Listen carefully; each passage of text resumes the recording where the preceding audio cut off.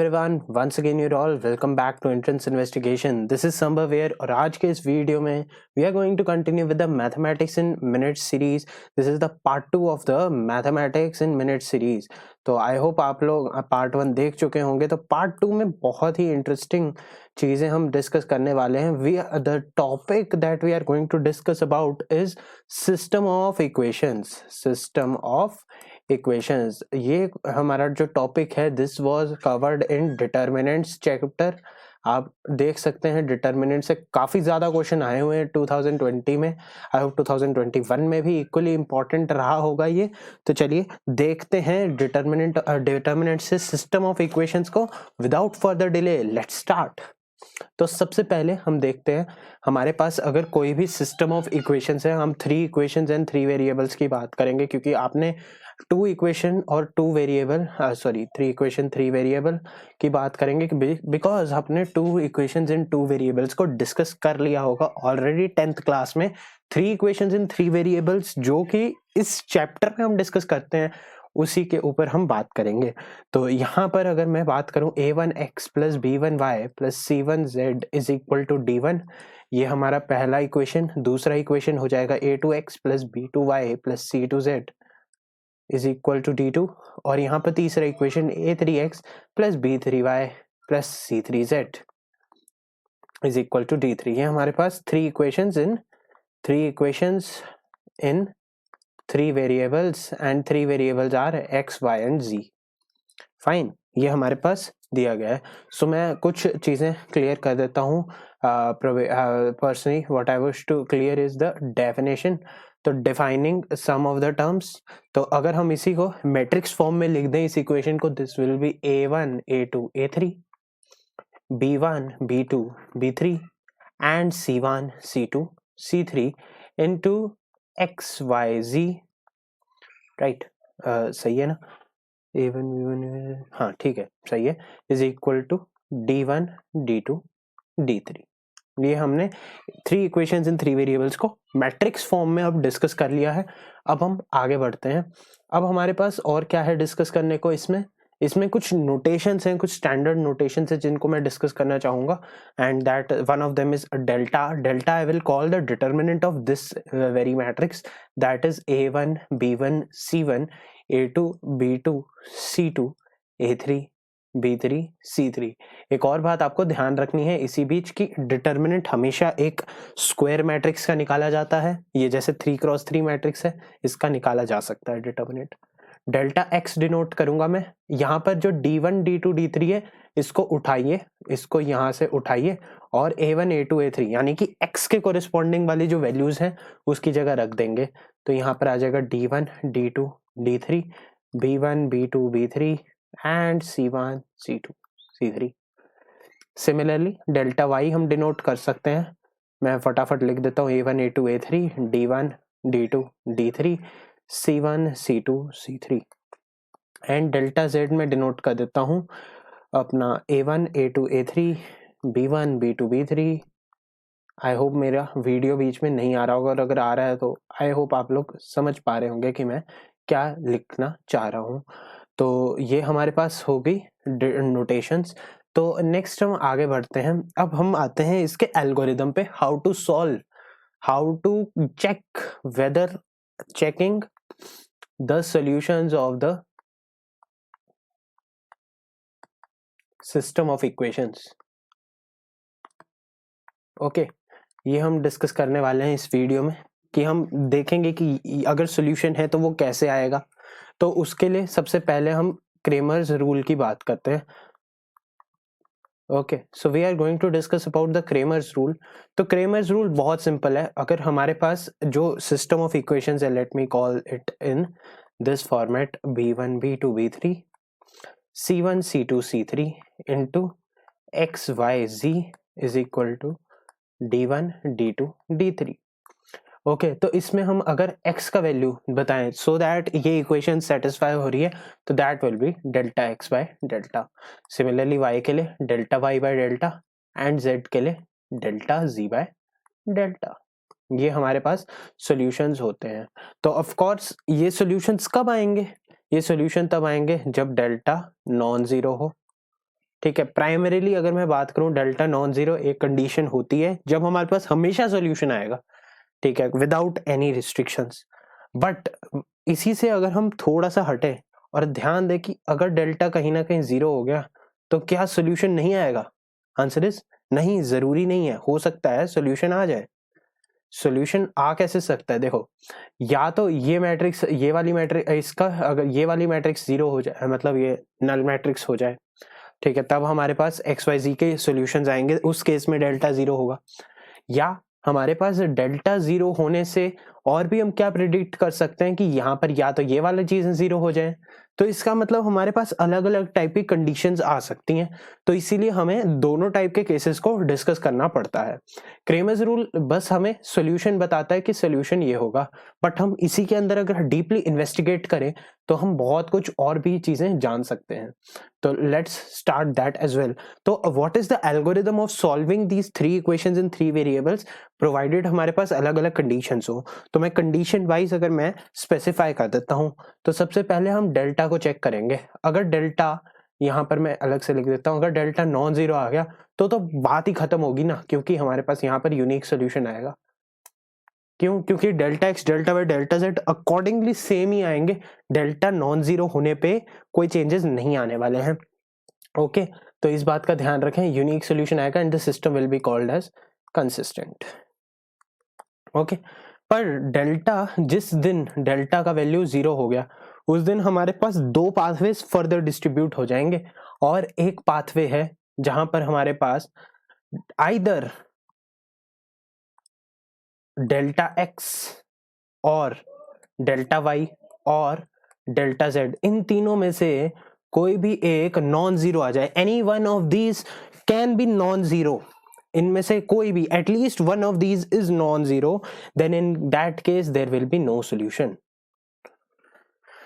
Okay, हमारे पास उस केस में कोई सोल्यूशन नहीं आने वाला है। और हमारे पास अगर कोई सोल्यूशन नहीं आएगा, देखो आप इसे ऐसे भी समझ सकते हैं, देखो हमारे पास let's say delta X is some non zero quantity, fine. तो उस केस में क्या होगा, delta X by delta is a non zero, let's say that quantity let's say 5 है, ठीक है, फॉर एन एग्जांपल 5 है, तो 5 अपॉन 0 हो जाएगा। तो 0 से तो आप डिवीजन, जीरो डिवीजन एरर है, ये पॉसिबल नहीं है, ठीक है। तो इसीलिए हमारे पास इस केस में कोई भी सोल्यूशन नहीं आएगा। अगर एक केस ये हो गया कि यहाँ पर सब कुछ नॉन, इनमें से कोई भी एक भी नॉन जीरो हो जाए, तब भी हमारे पास सोल्यूशन नहीं आएगा। But what if delta X, delta Y, delta Z तीनों जीरो हो गए? उस केस में हमारे पास एक अलग ही एल्गोरिदम बन जाएगा, और उस केस में हमारे पास आएंगे infinite solutions. And just in the same sense हम कह सकते हैं कि 0/0 इज एन इनडिटर्मिनेट फॉर्म। अगर हम लिमिट्स में बात कर रहे हैं तो 0/0 इज एन इनडिटर्मिनेट फॉर्म, और हमारे पास कोई सोल्यूशन आने की पूरी पॉसिबिलिटी रहेगी कि हमारे पास सोल्यूशन आ सकता है, ठीक है। ऑफ कोर्स यहाँ पर हम ये एश्योर नहीं कर सकते कि सोल्यूशन आएगा ही आएगा, बट सिंस हमारे पास अगर 0 और 0 दोनों साइड इक्वेट हो रहे हैं, इसका यही मतलब है कि हमारे पास सॉल्यूशंस आएंगे, और अगर हमारे पास सॉल्यूशन आएंगे तो वो इनफाइनाइट सॉल्यूशन होंगे, ठीक है। बट कहानी में एक ट्विस्ट है। अगर यहाँ पर इनफाइनाइट सॉल्यूशन ना आए तो हम आइडेंटिफाई तो करना चाहिए हमें सॉल्यूशन को। हो सकता है मतलब इनफाइनाइट सॉल्यूशन का एक सूची में 2, 3, 5 आ रहा हो, ठीक है, अगली में 4, 6, 10 आ रहा हो, ऐसे कुछ होना चाहिए। तो कोई रिलेशनल सेटअप होना चाहिए इनफाइनाइट सॉल्यूशन को जस्टिफाई करने का। जैसे कि आप, अगर हम 2 इक्वेशन और 2 वेरिएबल में भी बात करें तो उसमें क्या था, उसमें हमारे पास एक सिस्टम था, ठीक है, 2 इक्वेशन 2 वेरिएबल का, ठीक है। उसमें हम बात करते थे कि अगर a1/a2 is equal to b1/b2 is equal to c1/c2 दिया जाए हमारे पास, तो हमारे पास वो कोइंसिडेंट लाइंस को रिप्रेजेंट करता है। पर यहाँ पर ये 3 इक्वेशन इन 3 वेरिएबल है, मतलब हम एक हायर डायमेंशन की तरफ मूव कर गए, यानी कि हम 3D में बात कर रहे हैं। और जब हम 3D में बात करते हैं तो मैं सीधे सीधे कह सकता हूं कि ये इक्वेशन ऑफ प्लेन्स है, यानी कि ये कहीं ना कहीं कोइंसिडेंटल प्लेन्स हो सकते हैं, पैरेलल प्लेन्स हो सकते हैं। तो ऐसी बहुत सारी पॉसिबिलिटीज जनरेट होंगी इन सिस्टम्स में। तो अगर हमारे पास इनफाइनाइट सॉल्यूशंस आ रहे हैं तो हमारे पास कोई एक सॉल्यूशन होना चाहिए जो जनरल हो, ठीक है। जनरल सॉल्यूशन होना बहुत इंपॉर्टेंट है। Why is this a really very important thing?